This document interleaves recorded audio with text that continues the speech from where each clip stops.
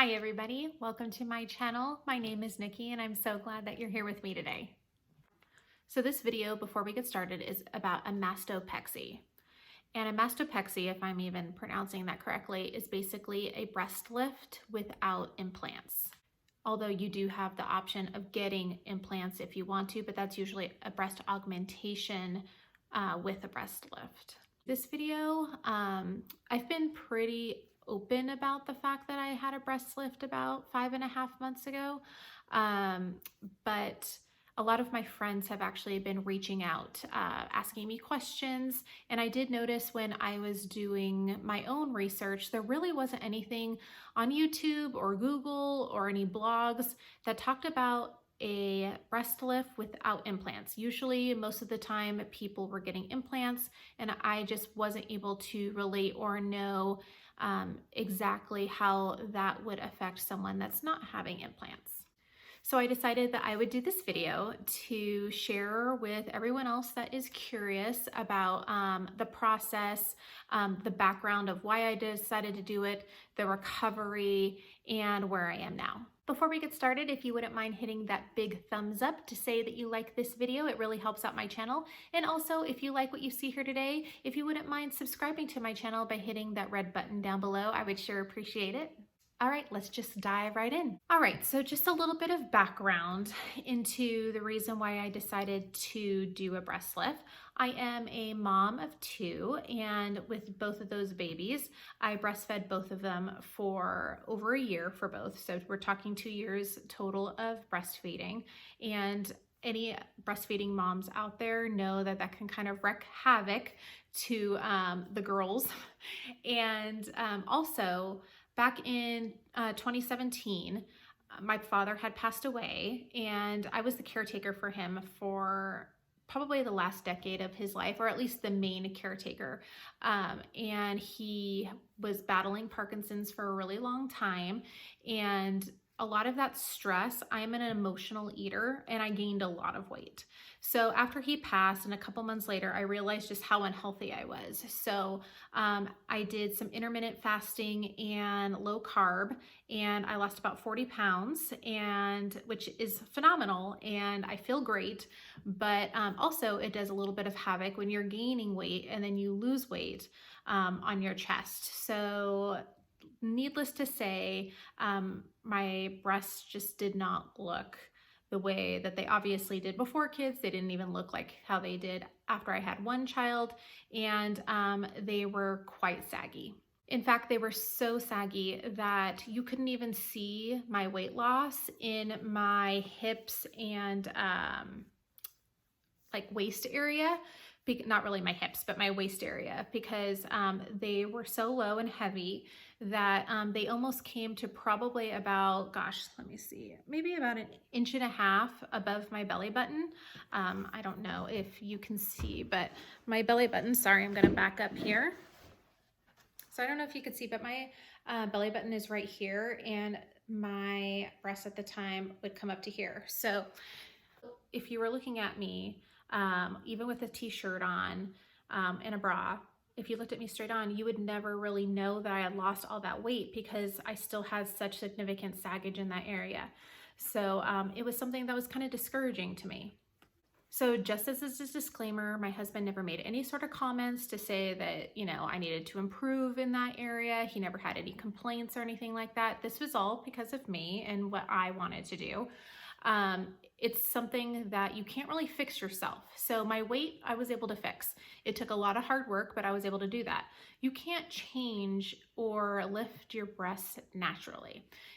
You can try all the push-ups that you want and all the chest exercises. You are never going to get them to be probably the perkiness that you're looking for.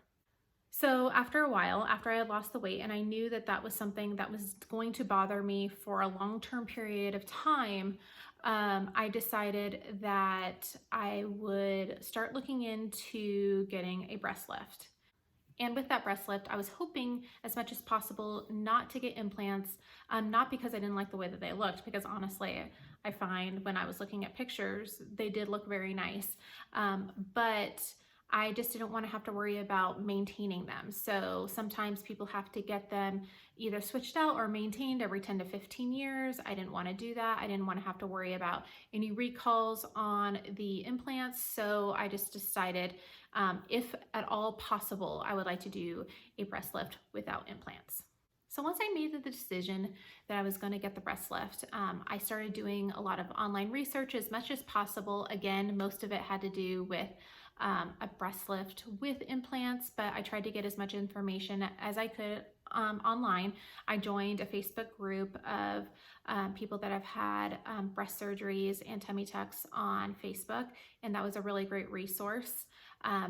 I wanted to learn about the cost associated. So I went online to try to find kind of the approximate amount, but that is such a wide range because places that are a little less populated, a little bit more of a rural type area will probably look for something that's probably on the lower end of the spectrum. Meanwhile, if you go to places like Miami or you go to Beverly Hills, you're looking at it possibly being even double or more in places like that where you're having such famous or well-known plastic surgeons.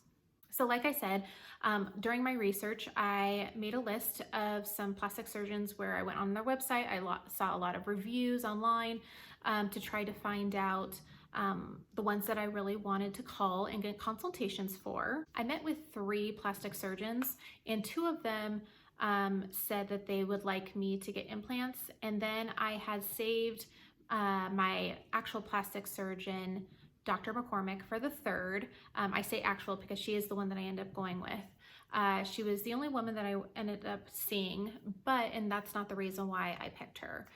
The reason why I picked her was I just felt like she wasn't trying to upsell me in a way. I'm not saying that the other plastic surgeons did. I just felt a little bit more of an authenticity and a little bit more of a peace of mind when I was talking about what I wanted with Dr. McCormick. I did ask her about a possible tummy tuck. I also talked to her about the implants, and she honestly told me, she was like, I think that you have a lot of usable tissue, and that is something that if you're looking to get no implants, you do have to have enough breast tissue for the plastic surgeon to be able to do the lift without it still looking deflated. You know what I'm saying? So, she said, I find that you have a lot of breast tissue. I honestly don't even think that you need implants, which I really liked because obviously they're going to be getting more money to get some of the implants. She didn't try to do that to me. I did talk about the tummy tuck, and she did say that I could do that, but she didn't try to sell me on it. She wasn't, trying to get me to add it on. She just said if it's something that I want to explore, she's more than willing to work with me so that way I could get it done at the same time. But otherwise, she said, I'm in pretty good shape. It's totally up to me. And I wasn't quite sure if I really wanted to do the tummy tuck, but I was sure I really wanted to do the breast lift. Another reason why I loved Dr. McCormick and why I felt like it was such a good fit is she was the only place in the Reno area that has their own in-house surgical center. So I didn't have to go to the local hospital to get it done. She has her own surgical center in her office, which was really nice because basically the places where I had all my pre-ops and other type of appointments, right in the back, they have an operating room. I don't know if they have 2 or if they just have 1. I'm pretty sure just 1 since there's just 1 surgeon, but it was just really nice that it's just a one-stop shop. Well, once I met with Dr. McCormick, I knew that she was the one that I wanted to go with. So that day I met with her assistant and I scheduled the surgery. I scheduled it for, I believe, it was January 8th, so right after New Year's. I wanted to wait until after the holidays when my kids were just starting to go back to school, so that way they were gone most of the day during my recovery, just so, they weren't having to see their mom in bed all the time or anything like that. I paid the deposit on it. It was a non-refundable deposit, so you have to be very sure that you want to do that, or you have to be okay with possibly losing the money if you lose your nerve or you decide that this is something you don't want to do. Now, when I paid, it included everything in it. It included my pre-op appointments. It included my prescriptions. It included the actual surgery. It included the post-ops, and it included anesthesiology. So when they gave me my price, that was everything included in, which was really nice. And just to go back to the reason I also wanted to do a January date was that I felt like it gave me a lot of recovery time. So that way when swimsuit season comes, which is around right now, since we're in June, I think we're June 20, I'm losing track of the dates. I think we're June 25th right now, or 24th or 25th. But either way, we're in swimsuit season and I wanted to be fully recovered.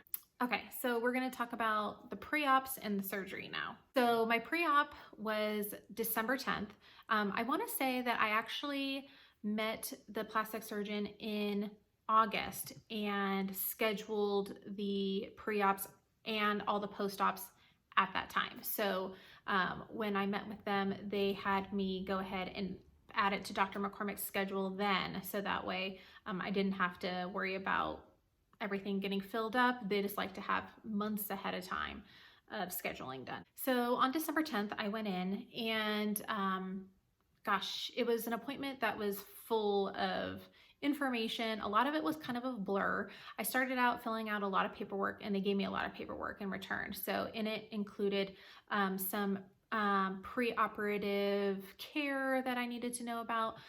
There were things that I needed to sign, like you have to say that you're not going to drink or smoke, I think for 2 to 4 weeks before the surgery, which was kind of interesting because New Year's was like a week beforehand, but but they want to make sure that if you're a smoker that you say that you're going to quit. So they do have something like that if you're a smoker. They told me where to go during the time of surgery. So my time of surgery was supposed to be at, I believe, 11:15, if I'm not mistaken.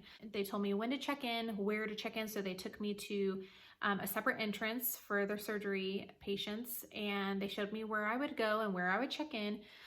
They showed me the operating room during that time. They answered any questions that I had, which I really wish I would have kept the list of questions that I had.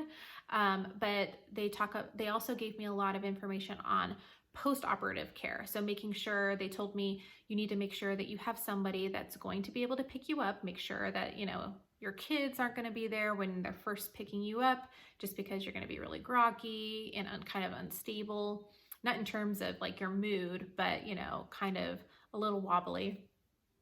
They did say to make sure that you have a point person that's going to be with you the first 24, it's about 24 to 48 hours. They actually recommended somebody to be there 3 to 5 days with me, just because a lot of that time I'm going to be, bedridden. So it's really good to have somebody help you either get up or to reach for things, give you some food, things like that.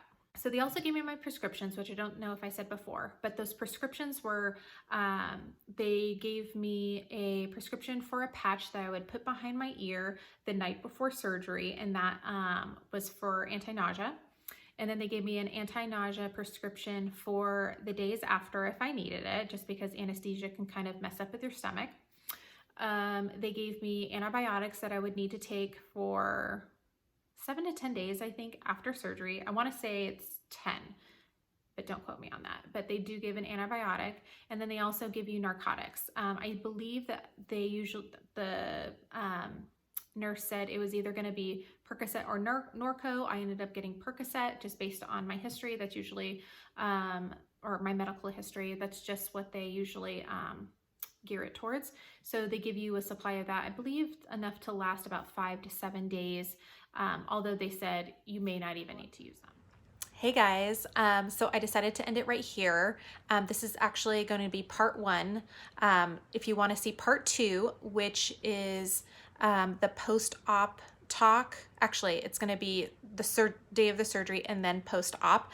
That's going to be in the part 2 video. This is part 1. I just wanted to break it up because it was getting very lengthy, and I just thought it would be better if we just did before surgery video and then the surgery and after on a different video. So I hope that you like and are getting a lot of information that maybe you were looking for, and so I hope to see you in part 2.